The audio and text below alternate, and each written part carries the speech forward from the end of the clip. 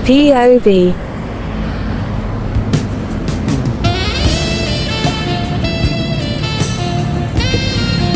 Dalawang beses na yan! Ako nga po pala si JM Villabiray na nangangarap magkaroon ng big bike. Nabiyayaan magkaroon ng panimulang Raider 150 para sa dream bike.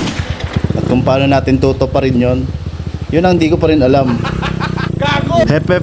Pero tara, samahan nyo ako mapagtagumpayan. Kukwento ko lang din sa inyo habang nasa biyahe tayo, no? Bale may nag-preserve na nito talagang Raider 150. Naantay na lang natin ma-pick up para makapagpalit tayo ng panibagong panimulang motor. Mapaangat natin yung unit natin hanggang sa maging big bike. I-flash ko na rin sa screen yung nag-iusapan namin ng buyer. Bale nag-down sa 1,000. Tapos sa Monday or Sunday niya pipick upin. I-update ko na lang din kayo doon. Kaya ngayong araw sinulit ko na yung Raider 150 natin na magamit ngayon para matanggal ang alikabok kasi lagi lang din nakaparada.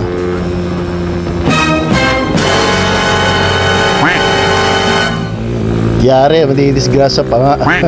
Takbong 160 na nga lang, 80 papunta, 80 pabalik. Aray! Pero syempre, muscle control natin yan sa tagal natin na nagdadrive. Mga ganang eksena sa kalye, hindi na bago sa atin yan. Bale, malapit na nga rin maging alaala na lang tong Raider 150 natin kasi sinusulit pa natin.